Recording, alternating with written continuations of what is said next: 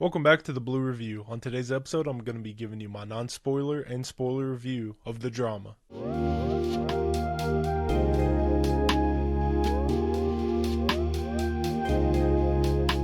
So first up, I'll give you my non-spoiler opinions, and I'll be sure not to spoil anything. And when I get into my spoiler review, I will be sure to give a fair warning, and I'll also leave a timestamp for my spoiler review. So that being said, jumping into my non-spoiler thoughts, I really enjoyed my time with this movie. It was not what I expected, but at the same time, I didn't know what to expect. The thesis of this movie is a couple is getting married, and days before their wedding, a secret is told that throws a wrench into the relationship and the wedding at hand. Really, that's all that I knew going into this. And no matter what theory I had of what the secret at hand would be and what the outcome of it would be, throw it out the window. Nothing I thought it would be even came close to what it actually was. And I don't think really anybody could guess this unless their mind is just. But this movie is directed by Christopher Borgli, and it is starring Zendaya and Robert Pattinson. And to me, this movie really is proof of Zendaya's star power. I think it cements her as one of her generation's only movie stars. It was the middle of the day when I went to see this, and typically when I go on a random day in the middle of the day, no one is there except for me, maybe one other person or two. But on this day, the theater was absolutely packed, and mind you, for my town, that is only about 15 people, but still. And that is really to Zendaya's credit, and I think also A24 did a really good job at marketing this movie. But I think if people see Zendaya attached to a project, or if they see her face on a poster, they are a lot more likely to go see it than if she wasn't in it. And rightfully so. Zendaya is really incredible here in this movie. Her performance is so good here. She's really mesmerizing on the screen, and she really demands attention here. But it is subtle. She's in control of the scene whenever she's in the scene. But it's not in your face. She's not yelling or anything like that. She acts with a lot of control in this movie. She plays it at this innocence and this warmth in her eyes of her character that just draws you in and makes you trust her and think kindly of her. And that works so well, her playing her character this way, because it has you questioning a lot of things throughout the movie. Robert Pattinson is great here as well, and to me this proves even further that he might just be the most versatile actor out there. He could do humor, he could do comedy, he could do insane voice, throat acting, manipulating his voice, eye acting, dark comedy, thriller, stoicism, and even romance. I really don't think there's anything he can't do. And not only that, he can shine. He could be the centerpiece of any given movie, any given scene. But I think what makes Robert Pattinson so different and unique is he could just be there. He can just exist within the scene itself. A lot of actors have a hard time, I think, taking a back seat, and it makes their co-star suffer because of it. And the scene itself will suffer also. But with Robert, he could literally just be in the back of any scene. He doesn't have to take all of the air up in the room, even though he could with the snap of a finger. He could just be subtle and stay in the background and let his co-star take the reins. He could just be there, and I feel like this trait is so rare and unappreciated amongst actors. And I think because of it, it will make any given scene brighter. So when he's not in control of the scene at the moment, he can literally just be there. And I think it really makes the performance of the co-star, co-lead, whatever you have, anybody that he's acting opposite of, shine more. Because I imagine when you act across someone like Robert Pattinson, it can be intimidating because he has such a wide range of capabilities within his grasp. So with him being able to do this and just let the scene breathe, then just take its time to be what it needs to be, I think that is such a really unique trait amongst an actor. But overall, I thoroughly enjoyed my time with this movie. I would highly recommend you go in and see it for yourself at the movie theaters. That being said, though, I would recommend you look up trigger warnings for this movie in particular, because if you or anybody has been through some of the topics that are at hand in this movie, it could definitely be a difficult watch for some people. So as I said, please look up a trigger warning for this if you think you could be easily triggered. And going into it, I did not expect to love this movie as much as I did. I was going to see it day one because of the cast, and I thought it was very intriguing. And this movie is such a great conversational piece, and I think everyone will have a different reaction to it, and I think everyone will take something different away from this movie. In my theater alone, on both viewings, there was a vast difference in reactions. But the thing I think this movie does the strongest, I think it is really a masterclass on tone. It balances drama, comedy, humor, romance, and thriller, and mystery, and dialogue, and everything just so well. Everything is in such perfect harmony here. And it is so good at encapsulating dark humor. This movie is very strong at aspects of making you laugh when you think you shouldn't be laughing. When it feels wrong to laugh, the movie demands a laugh. And I think that is so unique and so visceral and cool.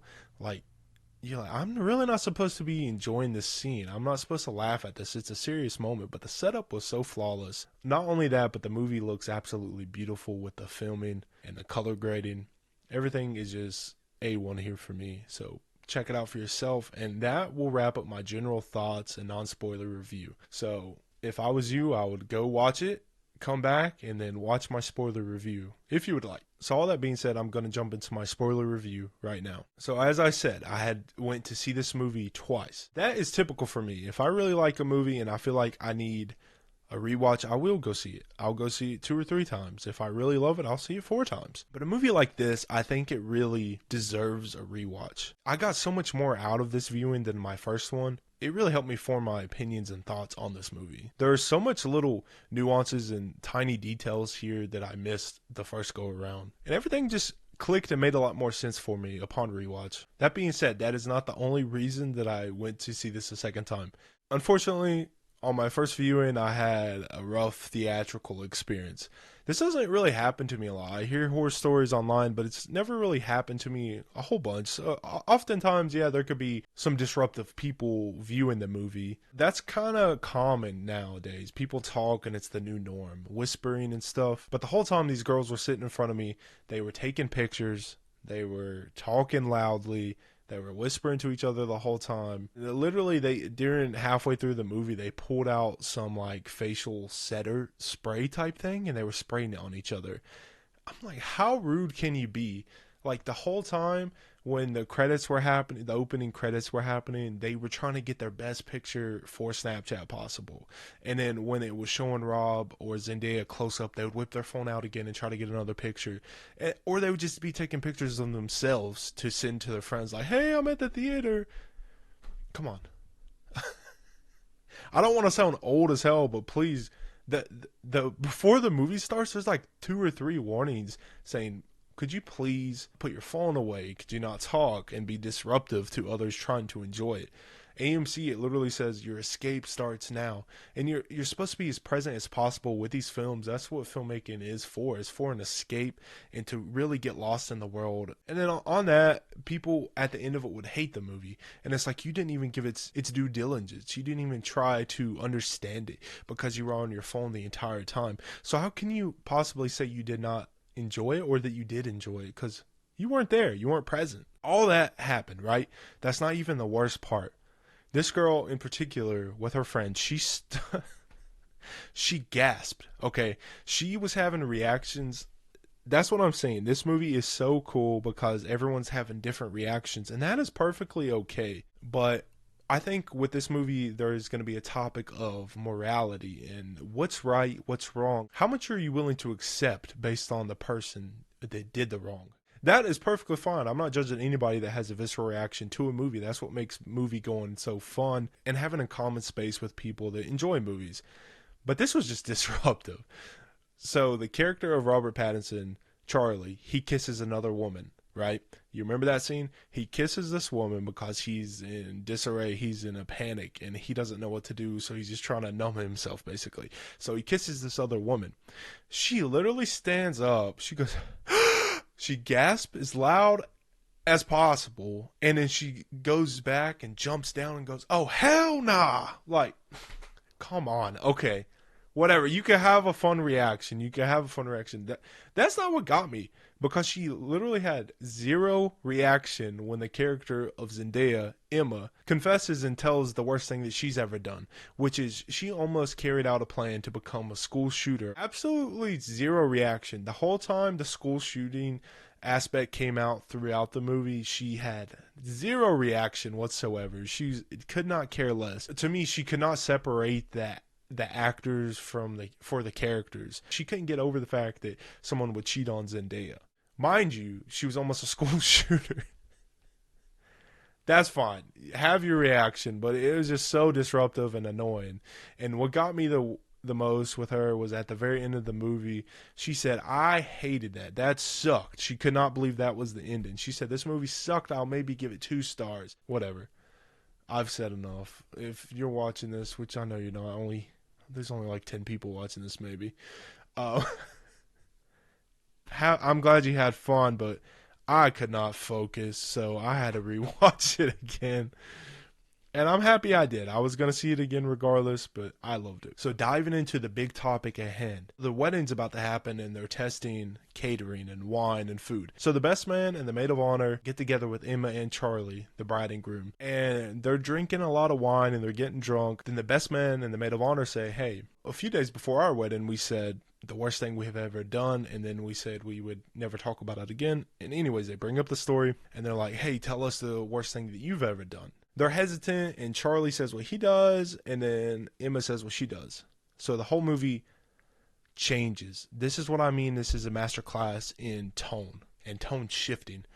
The movie up to this point, you're like, okay, this is just a rom-com. It is funny. I'm having a great time. Ha ha ha. When this scene happened, there was such a shift in the air. It is a long scene, a slow burn scene, and it was drug out. And you really get to be in the moment and feel like you're there, like you're hearing this secret for yourself. So when it gets to Emma, she is drunk at this point, and she says the worst thing that she ever done was she almost became a mass shooter at her school. And the whole theater, like the shifting was crazy. You could feel the air just change. Even before that, when Charlie says the worst thing he's ever done, which he didn't want to say, his best man is questioning him. You could feel the shift right there. Like, okay, this is getting serious. He's questioning him like, he's like, fuck that. Tell me what you did. I don't care if you don't want to say it. Because I told you mine. That's how it works. And then Charlie says that he cyberbullied someone so bad that the kid was crying and that the family moved away because of him. And they really brush over this really fastly. That is a fun contradiction within the movie itself. And it's something to look at as a society, how we judge men versus women, and how we judge crime versus crime and age versus age. So they brush it off because they're like, oh, you were only 14. Your brain wasn't even developed yet. Your brain's not even developed till 23 or something, they say. So they brush it off. They're like, whatever, it's okay, it's okay. When Emma admits that she was almost a mass shooter at her school, the tone shifts even more. You don't know if you should laugh. Charlie's laughing and he's continuing to laugh, even though she keeps divulging more information about that time. So you don't know if you should laugh or not, because at first it's like, okay, it's kind of funny, but why would you joke about something so serious? And the best man and the maid of honor are both kind of in shock, but they're also giggling a little bit because they don't know if it's serious. And then the air just gets sucked out of the room once you know that it is real, and she's not lying about it. She's like, why would I lie about that? And at this point, you can see her regretting saying what she said. She's drunk at this point, but she is aware of like, oh, I just fucked up. Why did I tell anybody this? And the first time we see Emma, we find out that she's deaf in one of her ears. And she told Charlie that this was from birth. She has had it since birth, but in this admission, she also says that it was from her practicing shooting her dad's rifle, and that she held it too close and it blew out her eardrum and blood was everywhere. So that's really when you know it's true. This becomes a immediate contradiction between what they just said to Charlie. At the time of Emma almost carrying out this plan to be a school shooter, she was only 15. If their theory is correct, her brain was not developed yet either at 15. But they judge her so harshly because is the crime worse? And that is a lot of what this movie is. What are you willing to overlook? How far are you willing to overlook something? What is wrong? What is right? And how much are you willing to accept the wrong if you're in love with this person that did the wrong? And the other main contradiction we see within this scene is Emma's maid of honor, Rachel, and what she says the worst thing she ever done in her life was lock a weird kid in a closet. We come to find out that the kid was mentally challenged, and she locked him in there far out in the woods in an old abandoned camper and left him. Fucking terrible. And the whole movie she acts like she is almighty, she does no wrong. But the contradiction with this is we see Zendaya's character Emma judging her and throwing judgment upon her with her facial expressions when she is divulging this information. Rightfully so. But it shows you that we all look to judge each other. just to prove we are right, we are almighty. What you've done is worse than what I've done. So when she's saying that, Emma is just like that is terrible. And she was questioning her, like, what would you have done if they didn't find him? If the cop search party didn't find him? She's like, obviously I would have told them, but she was saying herself that she was worried about getting in trouble, so she didn't give information of where he was when his dad questioned her. So boom, right there, such a great discussion piece already. It is what I do that's considered wrong worse than what you did considered more wrong. It's like, if you want to get biblical with it, it's like, is a sin no matter what? If you cheat, is it worse than murder? And it just goes on and on from there. The whole movie becomes this great discussion piece. And after Emma says what she did and what she almost did, this causes a big rift between her and Rachel, because apparently Rachel's cousin is now in a wheelchair because she was a victim of a school shooting. School shootings are terrible, and a terrible thing in America. It is an awful epidemic. We have no gun control here, and it is terrible. And that the movie deals with that a lot. But in this scene, when she says that, it made me laugh. And like, that's one of the things I'm saying. The way they deliver their lines, or the way that they set up like this punchline, it makes you laugh when you're not supposed to. And I think it is so well done. This dark humor is just sprinkled all throughout, and you question yourself. And then that goes along with, am I wrong? That goes along with that discussion. But I think this scene works so well. It is probably one of the best scenes in the movie. It is one of the longest scenes for sure. We just stay in it, and it is very intimate. But this scene works so well because when Zendaya's character Emma divulges the worst thing she's ever done or almost done, it works so efficiently, because the whole time Zendaya, as I said in my non-spoiler, she acts with this innocence. Like, you see her character and you're like, there's this innocence and warmth within her, and you just trust her. But at the same time, you know that something underneath the surface is bubbling and amiss. But you don't know what it is. You don't think it's nothing like that. You might think it's family problems or growing up alone or something like that. But you would never guess that she was almost this school shooter and did this horrific thing. So it works so well because you trust her wholeheartedly. And the whole time when it's leading up to her, you might think, oh, she's going to say like she stole a dog, or she ran a red light, or she ran into her neighbor's mailbox and never told them. Something like that. Like, oh, you could brush it off. Like, everybody brushed theirs off, even though they shouldn't have. So because the way she set up her character in the beginning, we trust her, and we're like, oh, this is this sweet, innocent woman. And yeah, you could believe anything she says. We really like her already. And then when she says that, it makes you question everything, and it cuts the air out of the room. And then from that point on, you don't know what to feel. You don't know what to trust. The movie switches from this nice rom-com to this dark rom-com, this dark humor rom-com. On my second viewing, I noticed such a huge shift within the theater. There was this couple in my theater, and before that, they were laughing and having a good time with it. And after the whole school shooting aspect came into the equation, they didn't laugh, I want to say, one other time throughout the movie. You could see them, they looked anxious, and they were like, they felt wrong watching it. You could just tell. Their reactions completely did a 180.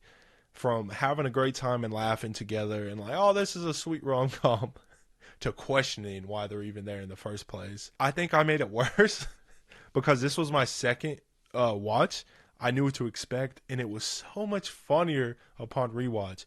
During the second viewing, I was cracking up. I felt bad because they were just sitting there in silence and like looking at each other like, this is really wrong.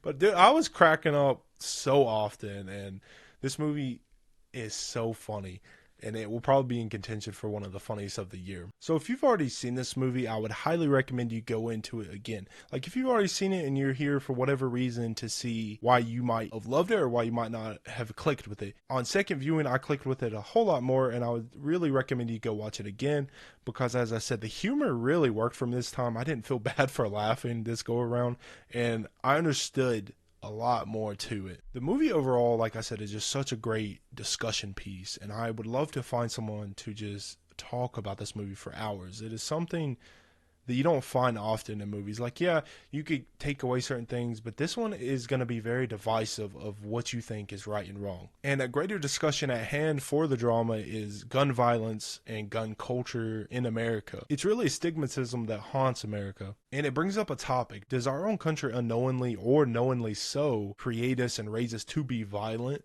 and hateful? And in turn, because of that, they rationalize hate. If you watch the news at all, you see constant fear mongering, and the world is in always complete disarray and destruction. It really is. But from a young age, an impressionable person, a young person, might look at the news and think that is their only way to get attention. We see Emma's character in the flashbacks and her memories, and when she's divulging information, we see her character and how she was raised, how she was picked on, how she was bullied. None of that justifies what she was going to do at all. But she felt invisible. And as somebody that feels invisible, I understand that. You feel invisible. You want someone to notice you. But at what cost? And that is another question at hand. What are you willing to do to be noticed? And the way Emma was raised, we see that her parents weren't really around. And every time we seen her, she was alone. She was recording videos of herself smoking cigarettes. She thought it was cool. And she told Charlie that she thought the whole aesthetic of a gun shooter or something was cool. And the way that we think the world and people in the world perceives us can change everything. And it can also change our actions. She thought that the world hated her, and she said this. She thought everyone hated her and didn't see her for who she really was, and she didn't know who she was. So she was going to carry out this plan. And I'm not saying that that is right whatsoever, but that was her reasoning. And we see when she's about to carry out her plan that there was another mass shooting, and her schoolmate brought it up. So in that moment, that's when she decided not to do it, because her classmates, she could see the reaction on their face. And she didn't tell Charlie this part, but we've seen it in the flashback. They started talking to her. They started seeing her and viewing her as a person, not just an object that's in the room with them when they're learning. And when they start showing interest in her and she starts having her opinions heard by the class and the teacher, that's when she really changes. And I wish she told Charlie this, but I'm glad they didn't in the movie sense. But as like just a relationship wise, she should have told Charlie this aspect that we saw in her flashback. And it is the scene when the teacher is helping the class deal with grief of losing a student in that mass shooting that happened that same day that she was going to carry out hers. The teacher gets everyone to stand up in the gymnasium, and they circle each other, and he wants everybody to feel what they're feeling in that moment. So they circle each other until they get across from one other student, and then they stop and look in their eyes and try to interpret and see what they're going through and try to feel that. And then in that moment, she is faced with a classmate that she was maybe going to kill just days earlier. And Emma just starts breaking down, crying. And to me, this is what really changed her and who we meet as the older Emma. Because when we meet older Emma, she is absolutely nothing like her younger self. And I think she had changed completely in this moment. She was seen as a human being, and she was comforted, and what she was thinking of in her head. A lot of times we dream stuff, but when we actually do it, it is different than what we thought. So this is the same for Emma. She was about to kill this classmate, but instead she is face to face with her, bawling her eyes out and hugging her and filled with regret. You could just see it. And this turns to a spiral. She becomes an anti-gun activist, and she's leading rallies. She's speaking for her classmates. She loves the attention, obviously, but she also feels like human again. And she said it was a wake-up call. And like I said, throughout the whole movie, we don't know what to trust of her. What can we take? Can we take her at her word? We don't know after learning this, because the Emma that we meet would never carry out act of violence. But the movie does so good at going against your pre-notions that you're still questioning it. After learning about what she almost did, the whole movie, I was questioning it. Upon my first watch, I was questioning the whole time, okay, does she have a gun in that bag? She's freaking out at her wedding, and she runs into the bathroom, and she's reaching something quick. Okay, does she have a gun? Even the ending, I was like, does she have a gun? She left the wedding. Does she have a gun? Is she going to get that gun? The movie could be confusing because it brings up this challenge with dream scenarios. After she divulges what she almost did, Charlie and Emma constantly have these dreams, these daydreams of like what the other person might do or what they wish they could do. It really blends lies and truth so effortlessly, and you're questioning the reality of, wait, what is actually happening? So a lot of that clicked for me more so on rewatch, and I was like, okay, this is what really happened, this is what not. The one dream scenario that I'm still confused on, though, is Emma is sitting at her desk and she is just staring off, and somebody taps her on the shoulder and she's scared. But before that, she's just staring off thinking, and it's like a memory. Either that, or she is thanking herself as this monster now, since Charlie sees her as that and he is scared of her now. And in the flashback, we see her pointing a gun at a dog that is tied up to a tree, and it infers that she's using it for practice for killing her first kill. And before we know what really happened, did she kill the dog? We never know. The scene cuts off and she snapped back to reality. Great use of these flashbacks. You're questioning the whole time, is this what's happening? And then all the time it is just through the other character's perception. And a really good example of that is it's the next morning after Emma said everything and Charlie's not there. And she sits on the couch, she's calling for Charlie, and then she just sits there, and then it cuts to a scene of Charlie talking to his best friend Mike and saying everything, and Mike is saying how she's so psychotic, you need to leave the country, leave her behind, I'll even beat her up for you if that's what you need. And then it cuts back and Charlie comes in the door with 2 coffees. So at the first viewing, I was like, did that really happen? But on second viewing, I noticed that they had some really good decisions in this scene. The scene starts with like a muffled ringing, and that is what we learned of Emma at the start. That is what she hears out of her deaf ear. So that was such a good audio decision right there, to let the viewer know that this is not real and it is just what she's perceiving to happen, and she's panicking thinking Charlie is going to leave me. There's some other scenes throughout with the dream scenarios and daydreams that are more confusing, and it is intentional because you want the viewer to be questioning their reality with the topics at hand. Another really good detail that I noticed on second viewing was, I don't know if it was intentional or if I'm just hallucinating, but every time Emma or Charlie threw up, it was the same exact color and tone of the swamp water. I could be crazy, call me crazy, but after Emma has a change of heart at 15, she takes her dad's rifle. These days before, she was going to kill her class with the same gun. She decides to bury it, throw it in the swamp. She decides to get rid of it, to hide her evidence, her guilt, her shame. And it's this like nasty green brown color that a swamp would be. But I noticed the first time we see Emma throw up is the night directly after she tells her truth. She says what she was about to do. She throws up all over the table, and it is the same shade as that greenish brown. And that could be from whatever, but if you're throwing up a lot, you know that whatever you ate or drank, that's what's coming up. And it's usually the same color. And their glasses, what they had in their glasses, their wine was red, or like this tangerine color. It would not be this brownish green. They did have mushroom pasta, okay, so it could be a coincidence, but then the next morning we see the same thing and she throws up the same shade.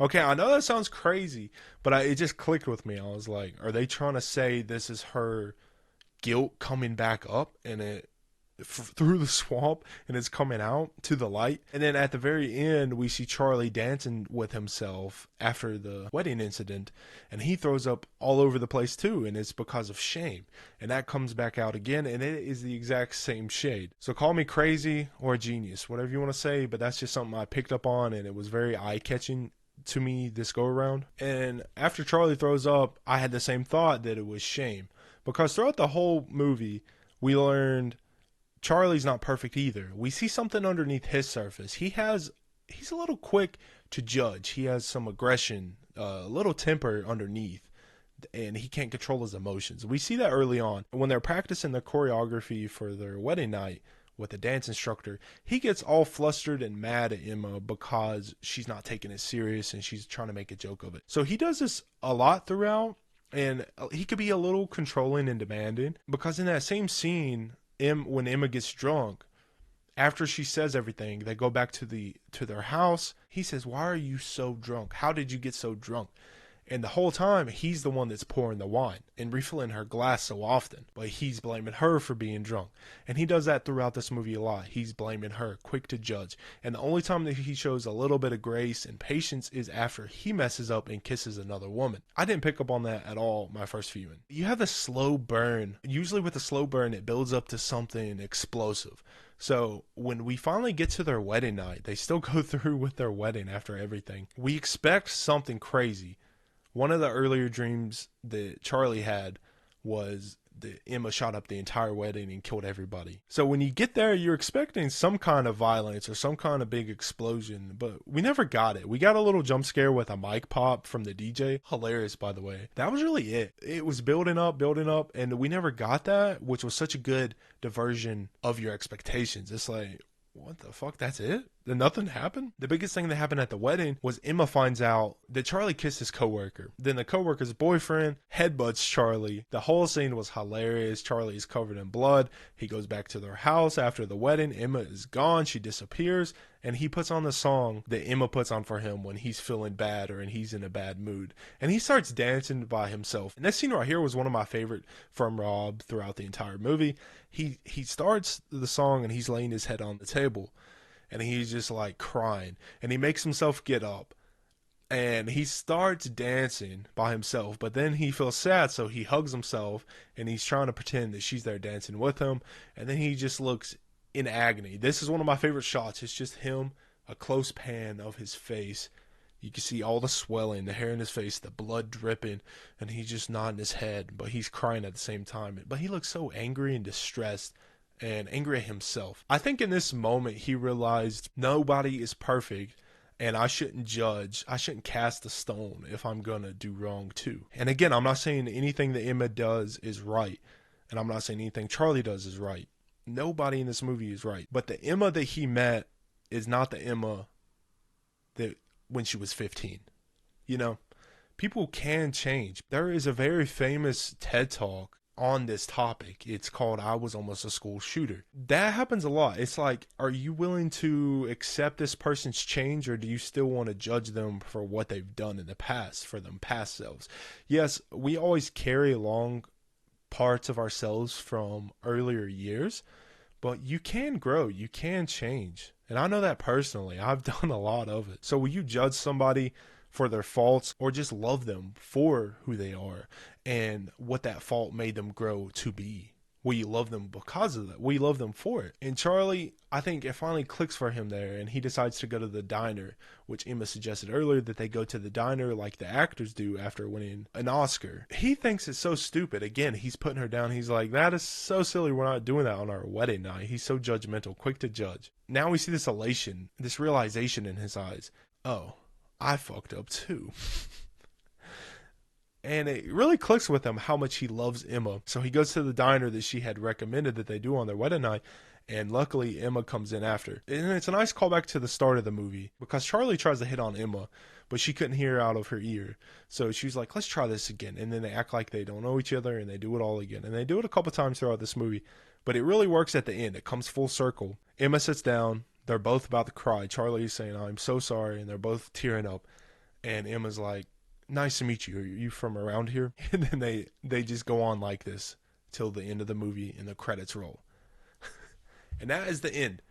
Perfect encapsulation of diverting expectations and conversational pieces throughout the entire runtime. But in both viewings, I heard multiple people saying, is that it? Are you fucking kidding me?